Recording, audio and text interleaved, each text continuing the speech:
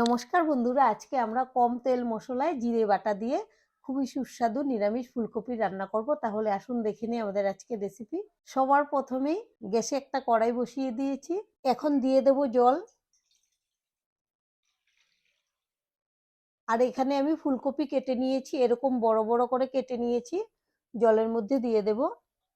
আর এখানে একটা আলু এরকম বড় করে কেটে নিয়েছি, দিয়ে দেব। ফুলকপি আর আলুগুলোকে একটু ভাপিয়ে নেব।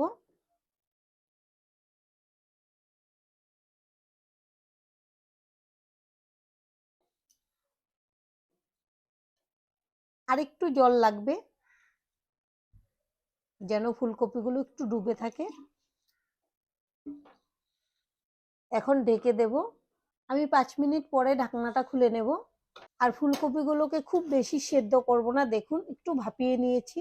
এখন একটা ছাঁকনি দিয়ে আমি একটা বাটিতে নিয়ে নেব।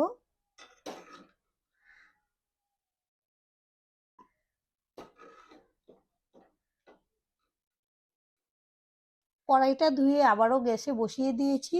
এখন দিয়ে দেব সর্ষের তেল।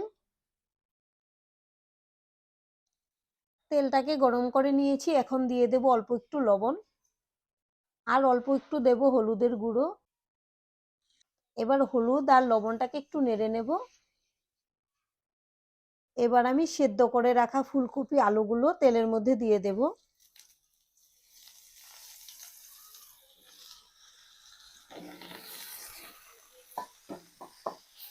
এখন নেড়ে চেড়ে ভেজে নেব।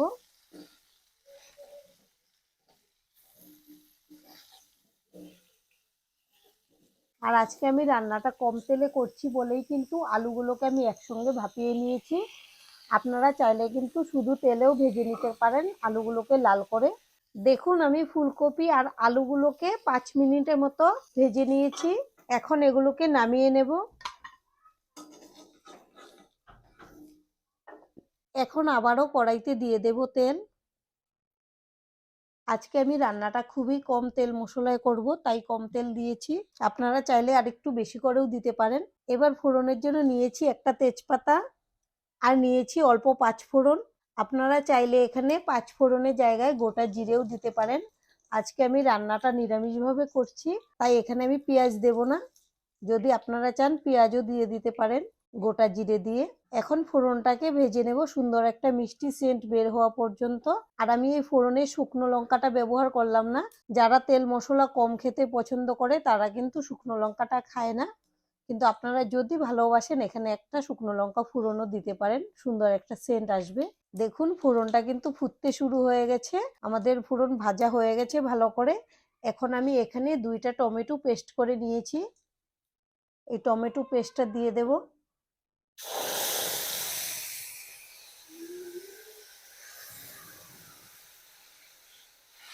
আমার কাছে যে কোনো রান্নাতে টমেটোটা দিলে ভালো লাগে, তাই কিন্তু আমি দিয়েছি। আপনাদের পছন্দ না হলে এটা বাদ দিয়েও করে নিতে পারেন। এবার আমি দিয়ে দেব স্বাদ অনুযায়ী লবণ। আর ফুলকপিটা ভাজার সময় আমি অল্প লবণ দিয়েছিলাম। ভাজার সময় যদি একটু লবণটা দেওয়া যায় তাহলে ফুলকপির মধ্যে লবণটা খুব ভালো করে ঢোকে আর তখন খেতেও ভালো লাগে। টমেটোটা অল্প ভেজে নিলাম। এখন নিয়েছি হলুদের গুঁড়ো আর এখানে নিয়েছি কাশ্মীরি লঙ্কার গুঁড়ো, সুন্দর একটা কালার আসবে, এতে কিন্তু একটুকু ঝাল হবে না। আর যারা তেল মশলাটা কম খান এই লঙ্কার গুঁড়োটা বাদ দিয়েও করে নিতে পারেন। এবার একটু ভেজে নেব। আর আজকে আমি মশলার ভেতরে দেব শুধু জিরে বাটা। এখানে আমি শিলপাটাতে 1 চামচ হবে জিরে বেটে নিয়েছি। আর এখানে নিয়েছি অল্প আদা, আদা বাটা। আদা বাটাটা দিয়ে দিলাম আর জিরে বাটাটা দেব।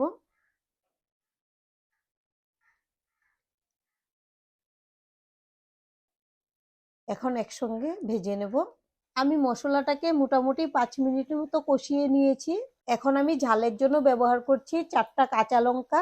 আপনারা আপনাদের স্বাদ অনুযায়ী ঝালটা কমিয়ে বাড়িয়ে নিতে পারেন। এখন ভেজে রাখা ফুলকপি আর আলুগুলো দিয়ে দেব। এবার মশলার গ্রেভির সঙ্গে আরেকটু ভেজে নেব ফুলকপি আলুগুলোকে। এই রান্নাটা কম তেল মশলায় যে কোনো নিরামিষ দিনে বানিয়ে খাবেন, দারুণ লাগে। ভাত রুটি সবকিছুর সঙ্গেই কিন্তু বেশ ভালো লাগে খেতে। আমি আরো 3 মিনিটের মতো মশলার সঙ্গে কষিয়ে নিলাম ফুলকপি আলুগুলোকে। এখন আমি দিয়ে দেব জল, আর একটু জল দেব। ঝোলটা আপনারা আপনাদের পছন্দ অনুযায়ী কমিয়ে বাড়িয়ে নেবেন। এবার ঝোলের সঙ্গে খুব ভালো করে নেড়ে মিশিয়ে নিয়েছি। এখন ঢেকে দেব, যতটুকু রান্না হওয়ার বাকি আছে এটা হয়ে যাবে। বন্ধুরা, আমি 15 মিনিট পরে ফিরে এসেছি। এখন ঢাকনাটা খুলে নেব। আর এর মাঝে আমি 2-3 বার নেড়ে চেড়েও দিয়েছিলাম। আমাদের ফুলকপি আলু খুব সুন্দর করে সেদ্ধ হয়ে গেছে, আমি দেখিয়ে দিচ্ছি। এই যে দেখুন, ফুলকপিটাও খুব সহজেই চাপ দিলে ভেঙে যাচ্ছে। আর আমাদের আজকের রেসিপিটা দেখে আপনাদের যদি ভালো লাগে, প্লিজ একটা লাইক অবশ্যই দেবেন। আপনাদের একটা লাইক আমাদেরকে অনেক উৎসাহ দেয় নতুন নতুন ভিডিও বানাতে। আর আমাদের পাশে থেকে আমাদের চ্যানেলটিকে সাবস্ক্রাইব করে নেওয়ার জন্য অনুরোধ রইল। এখন আমি ধনেপাতা কুচি দিয়ে দেব। আপনারা যদি চান এখানে গরম মশলার গুঁড়োও দিতে পারেন, যেটা ভালো লাগে দিয়ে দেবেন। আর এভাবে রান্না করে গরম গরম ভাতের সঙ্গে পরিবেশন করবেন, খুব ভালো লাগে। খুবই স্বাস্থ্যকর একটা রেসিপি, কম তেল মশলায় বানিয়েছি। এবার আমি গ্যাসটাকে অফ করে দেবো, আর একটা বাটিতে সার্ভ করে দেখাবো। দেখুন, আমাদের ফুলকপি আলুর তরকারি একদম রেডি পরিবেশন করার জন্য। এভাবে আপনারা বানিয়ে খাবেন, আশা করছি খুবই ভালো লাগবে। আর আজকের ভিডিওটা এখানেই শেষ করব। সবাই ভালো থাকবেন, সুস্থ থাকবেন। সম্পূর্ণ ভিডিও দেখার জন্য অসংখ্য ধন্যবাদ।